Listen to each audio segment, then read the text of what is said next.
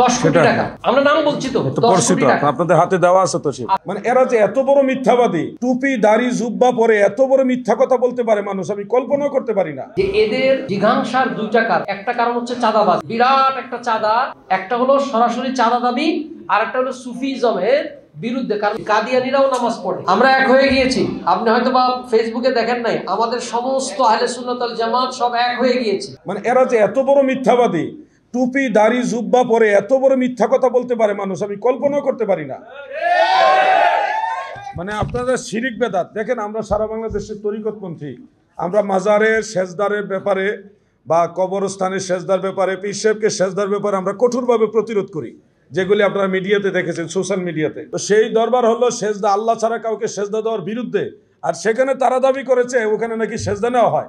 এটা একটা চরম মিথ্যাচারিতা। মানে মিথ্যা এইভাবে মানুষ বলে, আমি আশ্চর্য হই যে তাদেরকে দেখলে এতটাই মানে লাগে যে ধর্মের লেবাস পরে মানুষ কিভাবে মিথ্যা কথা বলে। তাদের শুরু থেকে শেষ পর্যন্ত প্রত্যেকটা বিষয় হলো মিথ্যার সাথে জড়িত। এই পর্যন্ত তাদের যতগুলি আক্রমণ হয়েছে একতরফা, আমরা কিন্তু কোনো আক্রমণ প্রতিরোধ করি না। এখন পর্যন্ত কোনো আক্রমণ যে পাল্টা আমরা সামনে দাঁড়ায় প্রতিরোধ করব সেটাও করি নাই। আমাদের বাড়িতে, আমাদের দরবারে, আমাদের প্রতিষ্ঠানে, মসজিদে এবং খানকায় আক্রমণ করছে। আমরা কিন্তু এই পর্যন্ত তাদের কাউকে যে একটা আঘাত করবো সেটাও করতে চাই নাই। এখন এরপরেও তারা আমাদেরকে মামলা দিয়েছে, তাহলে এটা আমরা কি সত্য মামলা বলবো কিভাবে বলেন, আপনারা বলেন। যে এদের জিঘাংসার দুইটা কারণ, একটা কারণ হচ্ছে চাঁদাবাজ, বিরাট একটা চাঁদা, কে বা কারা চাচ্ছে এটা আপনারা নাম উল্লেখ করেছি, এর সাথে কারা পিছনে আছে আপনারা তলিয়ে দেখবেন।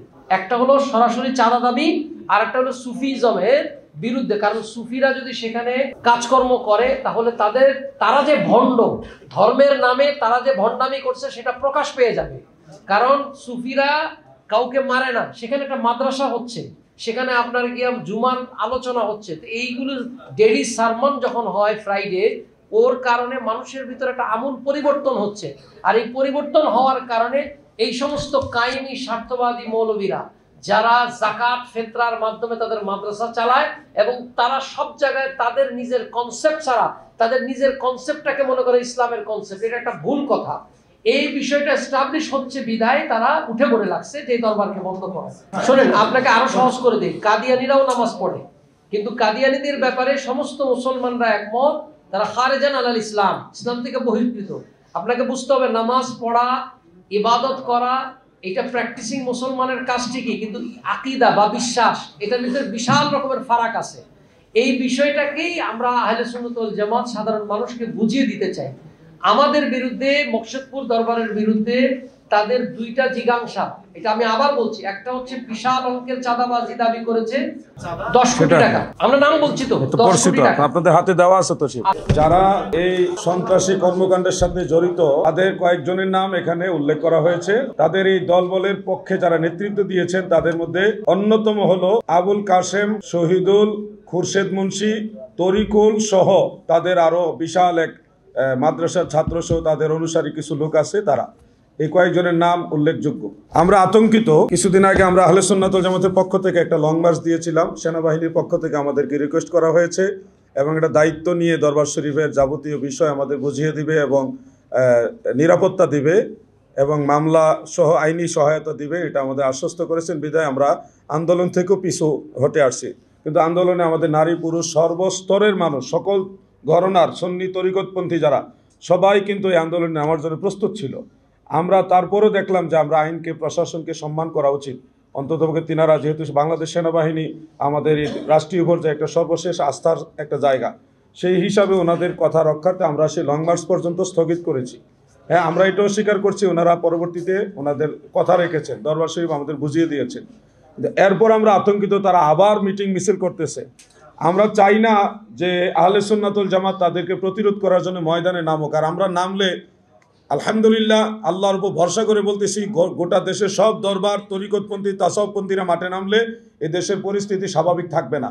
আর আমরা কাউকে এই ধরনের পরিস্থিতি করতে দিব না যে একের পর এক দরবার, মাজার, খানকা, মসজিদ সব ধ্বংস করে দিবার আমরা চুপচাপ থাকবো, এটা হয় না। এই জন্য আমরা আজকে আপনাদের মাধ্যমে এটা জাতিকে জানান দিতে চাই, সরকারের কাছেও, বর্তমান সরকারের কাছেও আবদার রাখি যে এই বিষয়গুলি কঠিনভাবে পর্যবেক্ষণ করা হোক এবং আমাদের দাবিগুলি মেনে নেওয়া হোক। আমি নির্বাহী মহাসচিব হিসেবে আপনাদেরকে অবগত করছি, এর আগে আমরা ইন্টেরিয়র গভর্নমেন্টের কাছে আমরা একটা অনুলিপি দিয়েছিলাম সাক্ষাতের জন্য, কিন্তু তারা সাক্ষাৎ দেননি। এটা ছিল আমাদের সাংগঠনিক একটা কাজ। আরেকটা কাজ ছিল যে আমাদের সারা দেশের নেতৃবৃন্দকে সুসংগঠিত করা। আসলে আমাদের সুসংগঠিত করার জন্য সময় এজন্য লাগবে, আল্লাহর রহমতে প্রায় 64টি জেলায় আমাদের সমস্ত জায়গায় কর্মকাণ্ড আছে, কিন্তু আমাদের কিছু নেতৃবৃন্দকে একত্রিত করার জন্য গত 26 তারিখ আমাদের সেই ধরনের একটা বড় সমাবেশের জন্য আমরা তারিখ এবং বিভিন্ন কাজের নির্ধারণ করেছি। এটার জন্য সময় নিচ্ছে, এজন্য প্রায় লক্ষাধিক লোকের অ্যারেঞ্জমেন্ট হবে। এটার জন্য একটু প্রস্তুতি দরকার। আর দেশের পরিস্থিতিতে ইন্টেরিয়র গভর্নমেন্ট ধীরে ধীরে আগাচ্ছেন, বিভিন্ন কাজ করতেছেন, রাজনৈতিক অস্থিরতাশীলতা আছে, এজন্য আমরা একটু দেখে শুনে পা ফেলছি। আমরা যে কাজে বসা এই কথা বললে ঠিক হবে না, বাট আমাদের আপনারা ইনশাআল্লাহুল আজিজ খুব শীঘ্রই বিশাল এক সমাবেশ ইনশাআল্লাহুল আজিজ দেখবেন। আমরা এক হয়ে গিয়েছি, আপনি হয়তো বা ফেসবুকে দেখেন নাই, আমাদের সমস্ত আহলে সুন্নাত ওয়াল জামাত সব এক হয়ে গিয়েছি। মাজারে আক্রমণ করার পর এবং এই ধরনের ঘটনা হওয়ার পর আমরা বিচ্ছিন্ন নেই, আমরা সব এখনো এক হয়ে গেছি।